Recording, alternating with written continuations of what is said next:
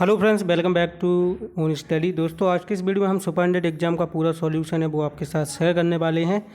तो पहले हमारा जो वीडियो है इसमें हम फिजिक्स का जो सॉल्यूशन है वो आपको प्रोवाइड करेंगे, देन उसके बाद आपको केमिस्ट्री और जो मैथ का सॉल्यूशन है वो भी मिल जाएगा। तो दोस्तों, सॉल्यूशन को देखने के लिए चैनल को सब्सक्राइब कर लेना और इस सॉल्यूशन को देख के आप अपने क्वेश्चन के आंसर हैं वो मिला सकते हैं। इस सॉल्यूशन में जो आंसर बताए गए हैं वो 100% राइट है। तो दोस्तों, पहला हमारा क्वेश्चन था, चित्र में दर्शाए अनुसार बिंदु ए बी सी तथा मध्य 6 एक समान प्रतिरोध जुड़े हुए हैं। तुल्य प्रतिरोध किन बिंदुओं के मध्य अधिकतम होगा? तो हमें इसमें जो बिंदु है उसके मध्य अधिकतम प्रतिरोध बताना था, किन बिंदुओं के मध्य अधिकतम होगा। तो सभी बिंदुओं पर जो प्रतिरोध है वो समान होता है, तो इसका जो आंसर होगा वो उपरोक्त सभी हो जाएगा। इसके बाद तो हमारा दूसरा आंसर है, बिंदु ए तथा बिंदु बी के विभव के अनुसार 10 वोल्ट तथा 100 वोल्ट है। एक क्यू आवेश को ए से बी तक ले जाने में किया गया कार्य 18 जूल है, तो क्यू का मान ज्ञात कीजिए। तो जो क्यू का मान होगा वो 0.2 कूलाम होगा।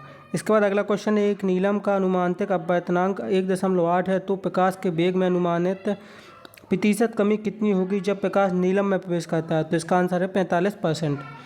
चौथा क्वेश्चन है, एक कांच की पट्टी की सतह से प्रकाश का आंशिक परावर्तन तथा अपवर्तन होता है। यदि आपतन कोण I बराबर 43 डिग्री तथा अपवर्तन कोण R बराबर 25 डिग्री है, तो परिवर्तित किरण और आपतित किरण से विचलन कोण क्रमशः और होगा। तो इसका आंसर है 94 डिग्री और 18 डिग्री।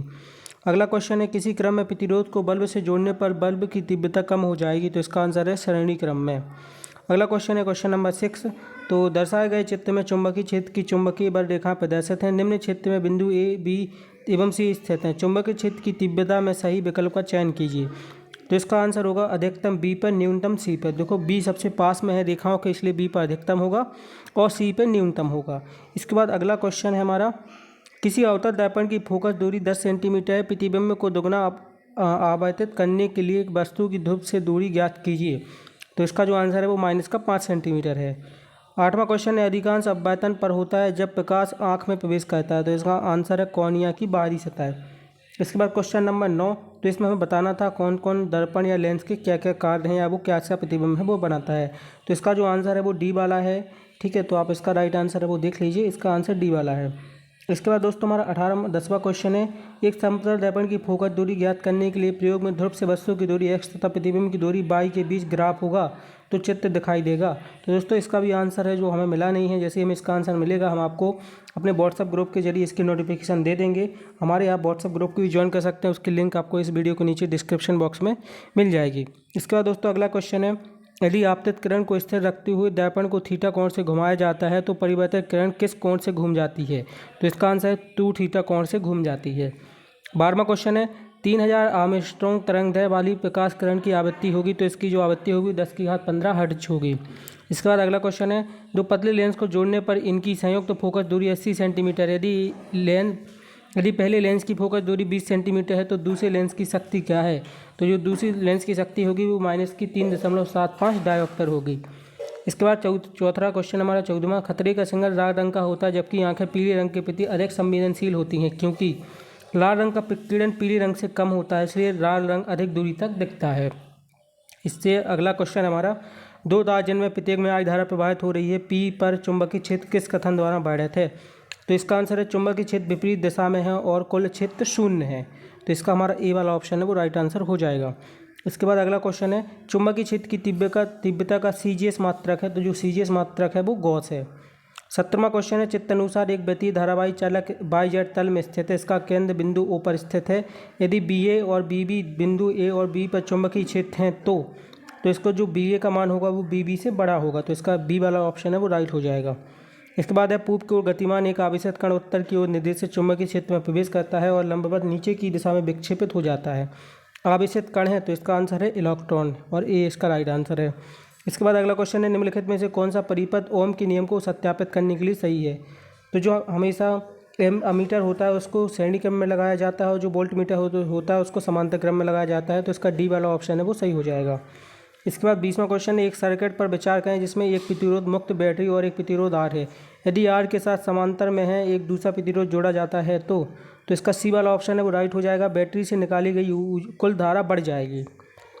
21 क्वेश्चन है, अतिचालक की चालकता है। अतिचालक की जो चालकता होती है वो अनंत होती है।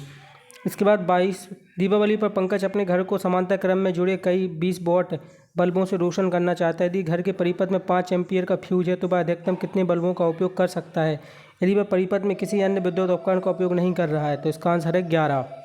इसके बाद 23 क्वेश्चन है, चित्र में दिखाए गए परिपथ में 5 प्रतिरोध से प्रवाहित होने वाली धारा, तो इसका आंसर हो जाएगा 1.5 एम्पीयर। इसके बाद 24 क्वेश्चन, एक विद्युत प्रेस 220 वोल्ट के विभव से 15 एम्पीयर की धारा खींचती है। यदि विद्युत यूनिट की दर 1 यूनिट बराबर 1 किलोवाट आवर 2 रुपये है तो प्रतिदिन 30 मिनट प्रेस का 15 दिनों तक उपयोग करने की लागत क्या होगी? तो इसका आंसर होगा 49.5। अगला क्वेश्चन है, यदि किसी परिपथ में 6.4 एम्पीयर धारा लगातार 4 सेकंड तक प्रवाहित होती है तो प्रवाहित होने वाले इलेक्ट्रॉनों की संख्या ज्ञात करो। तो जो इलेक्ट्रॉनों की संख्या होगी वो 16 × 10⁻19 होगी। 26वां क्वेश्चन है, श्वेत प्रकाश किसी कांच और वायु के अंतरफल पर कांच से आपतित होता है। यदि हरे रंग का पूर्ण आंतरिक परावर्तन होता है तो वायु में मिलने वाले रंग होंगे, तो इसका आंसर होगा पीला, नारंगी और लाल। 27 क्वेश्चन है, दिए गए सर्किट में करंट I और वोल्टेज V का मान होगा, तो इसका आंसर होगा 2 एम्पीयर और 4 वोल्ट। अगला क्वेश्चन है, एक चित्रानुसार एक प्रकाश की किरण विभिन्न भौतिक माध्यमों से गुजरती है, निम्नलिखित विकल्पों में से अपवर्तनांक के संबंध का सही विकल्प होगा। तो इसका जो आंसर है वो ए वाला सही होगा। μ1 बड़ा होगा μ2 से और μ2 छोटा होगा μ3 से, ठीक है। और इसके बाद जो इक्वल होगा वो होगा μ4 बड़ा होगा μ5 से, मतलब इसका जो ए वाला ऑप्शन है वो राइट आंसर हो जाएगा।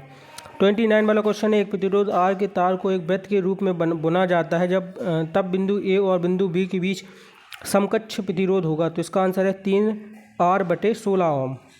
इसके बाद 30वां क्वेश्चन, एक उत्तल लेंस में एक वस्तु और इसकी वास्तविक छवि के बीच न्यूनतम दूरी होगी, तो इसका आंसर है इसकी फोकस दूरी का दुगना होगा। तो इस तरीके से दोस्तों हमने 30 क्वेश्चन को सॉल्व कर लिया है। एक क्वेश्चन आपका रह गया है, उसका आंसर आपको जल्दी ही व्हाट्सअप पे मिल जाएगा, तो व्हाट्सअप ग्रुप को जरूर ज्वाइन कर लीजिए। और केमिस्ट्री और जो जेड मैथ के क्वेश्चन है उनका सॉल्यूशन देखने के लिए चैनल को सब्सक्राइब कर लीजिए। जल्दी आपको शाम तक वो वीडियो भी मिल जाएंगे। So thank you so much.